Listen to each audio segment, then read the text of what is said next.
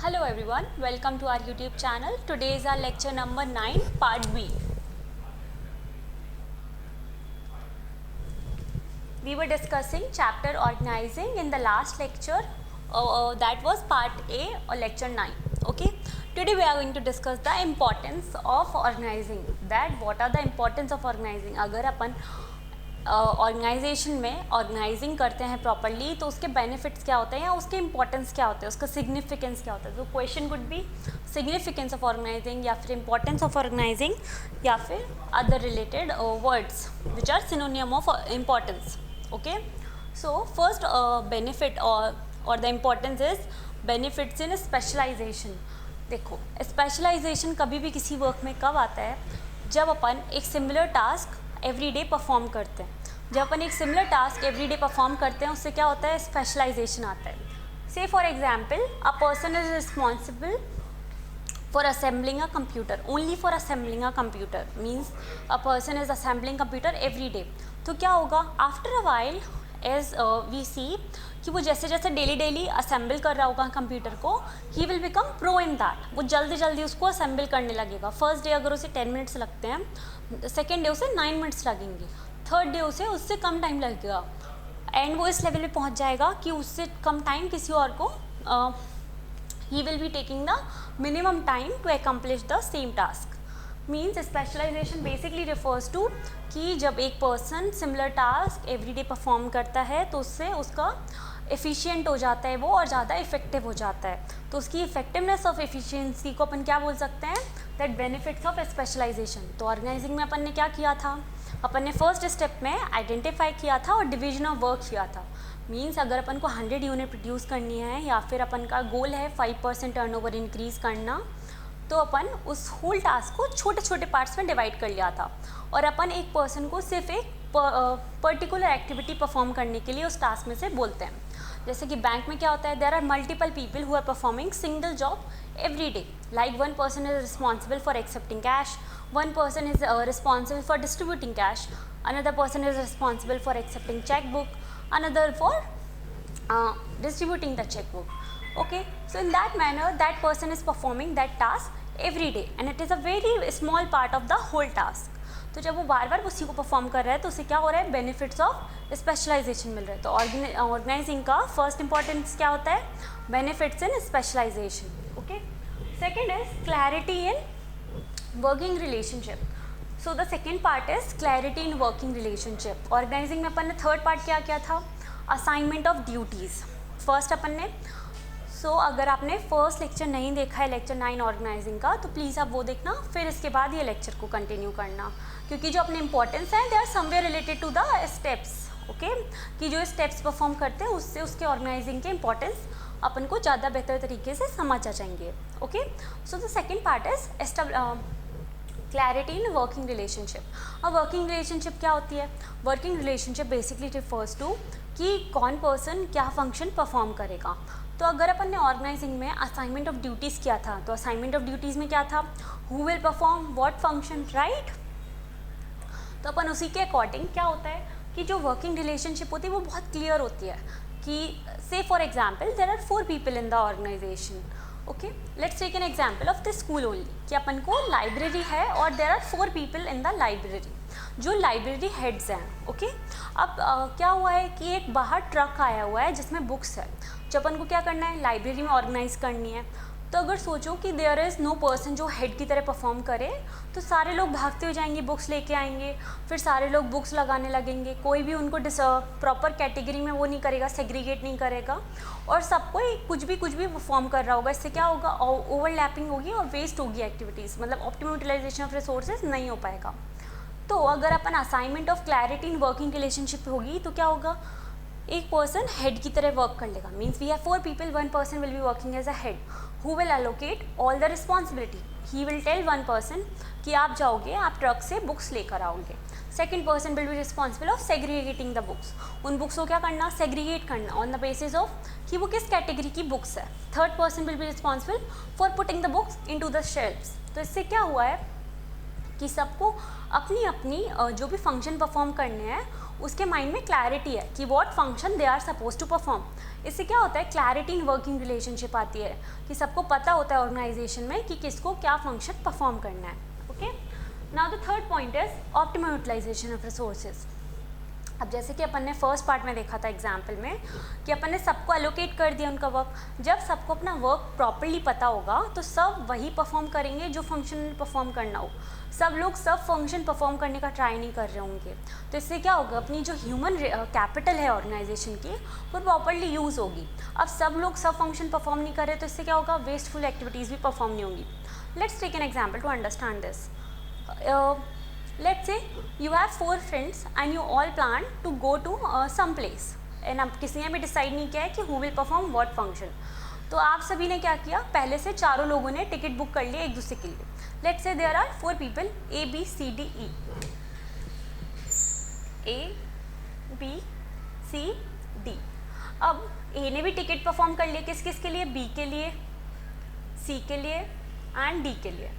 B ने भी ticket purchase कर लिया, किसके लिए, सी के लिए, डी के लिए और ए के लिए। सी ने भी टिकट परचेज कर लिए खुद के लिए, डी के लिए, बी के लिए, ए के लिए एंड डी ने भी टिकट्स परचेज कर लिए सी के लिए, बी के लिए और ए के लिए और खुद के लिए भी।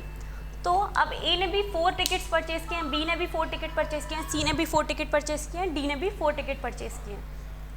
ऑन द कॉन्ट्री, अगर यहाँ पे प्रॉपरली वो ऑर्गेनाइज करते सब कुछ, सब आपस में बात करते कि who will purchase the ticket, who will plan for the whole journey and who will perform what function, क्या क्या कौन पर्सन क्या रोल परफॉर्म करेगा, तो ये कन्फ्यूजन नहीं होता इन चारों के बीच में। अगर ये कन्फ्यूजन नहीं होता तो इनका क्या होता, इनका जो भी मनी वेस्ट हुआ है, दैट मीन्स जिन्होंने रिसोर्स को वेस्ट किया है वो नहीं होता। तो अपन क्या कर सकते थे, ऑप्टिमम यूटिलाइजेशन ऑफ रिसोर्सेज कर सकते थे। बट अगर ऑर्गेनाइजिंग नहीं करेंगे तो अपना क्या होगा, वेस्टफुल एक्टिविटीज़ ज़्यादा होगी, किसी को क्लैरिटी नहीं होगी कि कैसे क्या फंक्शन परफॉर्म करना है। Okay, so optimum utilisation of resources basically refers to कि अपन ऑर्गेनाइजिंग करते हैं, उसमें असाइनमेंट ऑफ ड्यूटीज़ होता है, सबको अपने फंक्शंस की क्लैरिटी होती है और इसकी वजह से क्या होता है, ऑप्टिमम यूटिलाइजेशन ऑफ रिसोर्सेज होता है। Okay, now adoption to change. Adoption to change क्यों बोल रहे हैं कि what is the function that we have performed. अपन ने adoption to change basically refers to, अपन ने सेकेंड स्टेप क्या परफॉर्म किया था, departmentalisation, right. Departmentalisation basically refers to grouping of similar activities. अपन ने सिमिलर एक्टिविटीज़ को क्या किया था, ग्रुप कर दिया था। Adoption to change basically refers to कि अगर अपने एक्सटर्नल एनवायरनमेंट में या फिर एक्सटर्नल एनवायरनमेंट में चेंजेस की वजह से, मीन्स दिस रिफर्स टू थोड़ा सा थर्ड चैप्टर से, which was business environment scanning. अगर अपन ने बिजनेस एनवायरनमेंट स्कैनिंग की और अपन ने देखा कि there are certain changes which we can accept in the near future, और वो आ रहे हैं चेंजेस की, मतलब कोई पॉलिटिकल नेचर का चेंज है या फिर कोई गवर्नमेंट पॉलिसी में चेंज आ रहा है या फिर कोई इकोनॉमिकल चेंज आ रहा है कि अभी इन्फ्लेशन चल रहा था, अब सडनली कुछ और होने वाला है, रिसेशन आने वाला है या फिर कोई भी चेंजेस होने वाले हैं, तो उन चेंज को इम्प्लीमेंट करना वुड बी मच ईजी। जैसे कि कोई सोशल चेंज आया and the whole youth is following western culture more and more, एकदम से सडन चेंज आया और अब वो किसी इंडियन गुरु को फॉलो करने लगे, they are turning more spiritual now. तो अब अगर वेस्टर्न कपड़ों की डिमांड थी तो अब suddenly due to the change in the social environment उनकी डिमांड कम हो जाएगी। तो अपन क्या बोल रहे हैं कि अगर कोई भी adoption to change basically means कि एक्सटर्नल एनवायरनमेंट में कोई भी चेंज आया, अपन ने क्या कर रखा है, अपन ने डिपार्टमेंटलाइज कर रखा है ऑर्गेनाइजिंग की वजह से, तो अपन सिर्फ उस डिपार्टमेंट को वो बात बताएंगे। डिपार्टमेंट किस बेसिस पे था कि there was on the basis of products, तो जो क्लोथ बेसिस है तो अपन ने चेंज देखा that is only impacting the cloth segment, not the interior segment, not the medicine segment, right. तो अपन वो चेंजेस सिर्फ कहाँ पे करेंगे, अपन सिर्फ वो क्लोथ वाले सेगमेंट में ये सारे चेंजेस इंप्लीमेंट करेंगे कि अगर अपने 5% टर्नओवर बढ़ाने का बोला था तो अपनी सेल्स तो रिड्यूस होने वाली है, तो उससे तो अपन अचीव नहीं कर सकते। तो अपन it is easy to adopt the changes that are happening in the external environment due to the factor that there is departmentalization. Okay, that was the second step, departmentalization. As अपन ने group कर रखा है similar activities को एक group में, तो सिर्फ जिस एक्टिविटी को वो चेंज इम्पैक्ट कर रहा होगा अपन सिर्फ उस एक्टिविटी को अकॉर्डिंग टू द चेंज करेंगे। Okay, departmentalisation. डिपार्टमेंटलाइजेशन की वजह से एडॉप्शन टू चेंज ईजी हो जाता है ऑर्गेनाइजिंग में. Okay, now effective administration. अभी तक अपन ने कितने कर लिए? First one was benefits in specialisation. ये क्यों था? क्योंकि अपन ने सारे बड़े टास्क को छोटी छोटी एक्टिविटीज़ और टास्क में डिवाइड कर दिया था. उसकी वजह से एक पर्सन छोटा सा टास्क के लिए रिस्पॉन्सिबल था, not for the whole activity. Okay, तो वो डेली वही टास्क परफॉर्म कर रहा था, तो उससे क्या हो रहा था? स्पेशलाइजेशन मिलेगा. Second one was clarity in working relationship. अपन ने असाइनमेंट ऑफ ड्यूटीज़ किया था, तो सबको पता है कि उन्हें क्या फंक्शन परफॉर्म करना है. जब इंसान को पता है कि उसे क्या फंक्शन परफॉर्म करना है, तो इससे उसके माइंड में क्लैरिटी इन वर्किंग रिलेशनशिप रहेगी कि for what thing he is responsible. Okay, now optimum utilisation of resources. जब सबको अपनी ड्यूटीज़ पता है तो सिर्फ सब वही फंक्शन परफॉर्म करेंगे, तो इससे वेस्टफुल एक्टिविटीज़ रिड्यूस हो जाएगी. तो अपना क्या होगा? ऑप्टिमम यूटिलाइजेशन ऑफ रिसोर्सेज होगा. And the last one was adoption to change. Not the last one but the fourth one, that was adoption to change. अपन ने पूरी सारे टास्क को, जो भी सिमिलर एक्टिविटीज़ थी, उनको ग्रुप कर दिया था एक सिंगल डिपार्टमेंट में. तो अब जो भी चेंज होगा एक्सटर्नल एनवायरनमेंट में, वो अपन सिर्फ जिस एक्टिविटी को वो इम्पैक्ट कर रहा होगा, अपन वहाँ पे वो चेंज को अप्लाई करेंगे. Okay, now effective administration. It is somewhere related to clarity in working relationship. अब जब अपन को पता है कि who is responsible to perform what function, तो इफेक्टिव एडमिनिस्ट्रेशन का बेसिकली मतलब क्या होता है? ज़्यादा बेहतर तरीके से मैनेज करना. तो management, administration basically refers to management. Okay, तो जब अपन को पता है कि who is responsible for what function, तो मैनेजर को अगर चेक करना है कि ये ड्यूटी परफॉर्म हुई है कि नहीं, या फिर ये फंक्शन पूरा कंप्लीट हो गया है कि नहीं, तो वो क्या करेगा? Directly the person who is responsible to perform that function, he will only ask that person कि आपने वो कंप्लीट कर दिया है क्या टास्क, अभी तक इसकी रिपोर्टिंग क्या है, अभी तक या फिर टास्क कंप्लीट नहीं हुआ है तो व्हाट वर द रीज़न. तो ऑर्गेनाइजिंग से क्या हो रहा है? इफेक्टिव एडमिनिस्ट्रेशन हो रहा है. So this point is just an extension of this point. Clarity in working relationship का it is just an extension, कि अगर क्लैरिटी इन वर्किंग रिलेशनशिप होगा तो और क्या हो जाएगा? इफेक्टिव एडमिनिस्ट्रेशन हो जाएगा, आसान हो जाएगा मैनेजमेंट करना. Okay, now expansion and growth. अभी क्या बोल रहे हैं? Expansion and growth. It is somewhere related to departmentalisation. अब डिपार्टमेंटलाइजेशन से ये कैसे रिलेटेड है? लेट्स से अपन ने मार्केट अपॉर्चुनिटी देखी है. अभी तक हम 4 डिपार्टमेंट से वर्क कर रहे थे: cloth, medicine, okay, and cloth, medicine, interior and cosmetics. Okay, अभी तक अपन 4 डिपार्टमेंट में अपने पूरे ऑर्गेनाइजेशन को कन्वर्ट करके रखा था. बट अब अपन देखते हैं कि due to coronavirus there are recent requirement of PPE kits also. PPE kits, और अपन को अदर रिसोर्सेज का रिक्वायरमेंट है. मीन्स अपन को ग्रॉसरीज या फिर जो भी एफएमसीजी गुड्स हैं उनका रिक्वायरमेंट बढ़ गया है. ओके, तो अगर उन रिक्वायरमेंट का इंक्रीजमेंट है तो अपन सोचें कि अपन इस मार्केट में एंटर करते हैं, एक्सटेंड करते हैं, तो अपन को इन 4 डिपार्टमेंट को कुछ भी करने की ज़रूरत नहीं है. अपन एक न्यू डिपार्टमेंट ऐड कर देंगे. अपन क्या करेंगे? ऐड कर देंगे एक new department related to FMCG goods और अदर प्रोडक्ट्स. उससे क्या होगा? अपना ग्रोथ और एक्सटेंशन का प्रोसेस ईजी हो जाता है. We are not harming the day to day process of an organisation. अपन क्या करें? सिर्फ एक न्यू डिपार्टमेंट ऐड कर देंगे. Okay, expansion and growth easy हो जाता है ड्यू टू डिपार्टमेंटलाइजेशन, क्योंकि अपन normal function of the organisation को हार्म किए बिना अपन एक न्यू यूनिट को ऐड कर देंगे. उससे क्या होगा? एक्सपेंशन एंड ग्रोथ ईजी हो जाएगा. And that is only happening because of organising, क्योंकि अपन ने ग्रुप कर दिया था सिमिलर एक्टिविटीज़ को. Okay, and now the last one is development of personnel. अब देखो, डेवलपमेंट ऑफ पर्सनल क्यों बोल रहे हैं ये लोग? ऑर्गेनाइजिंग का सबसे इंपॉर्टेंट पार्ट होता है डेलीगेशन. क्या पार्ट होता है सबसे इंपॉर्टेंट? That is delegation. एक सेकेंड.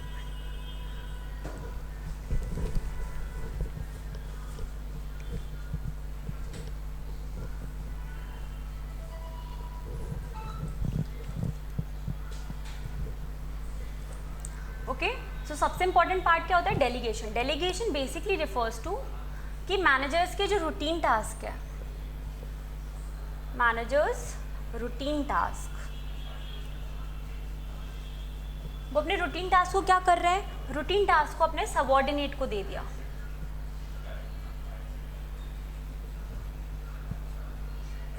ठीक है, so development of personnel, let understand it okay quickly. So development of personnel basically refers to कि डेलीगेशन ना ऑर्गेनाइजिंग का सबसे इंपॉर्टेंट पार्ट होता है। डेलीगेशन का सिंपल मीनिंग क्या होता है, अपने सबऑर्डिनेट को रूटीन टास्क दे देना। तो if there is a manager, उसने अपने सबऑर्डिनेट को जो भी उनका रूटीन टास्क था, डे टू डे एक्टिविटी थी which does not require their intellectual skills, okay, वो कैसे दे दिया उन्होंने अपने सबऑर्डिनेट को। उससे फ़ायदा क्या होता है, सबऑर्डिनेट को लगता है कि manager is trusting him, okay, और अपने डे टू डे एक्टिविटी को मुझे दिया है परफॉर्म करने के लिए। तो उन दोनों की रिलेशनशिप बेटर होती है। और मैनेजर को क्या फ़ायदा होता है कि मैनेजर का टाइम तो लिमिटेड है, means he performing 8 to 9 hours in the company, और अगर उसे रूटीन टास्क परफॉर्म करने में 2-3 आवर्स जाते तो उसके पास अदर मेथड्स को इनोवेट करने का या फिर अदर एक्टिविटीज़ को देखने का या फिर अदर फंक्शन परफॉर्म करने का टाइम कम हो जाता था। There is limited number of hours.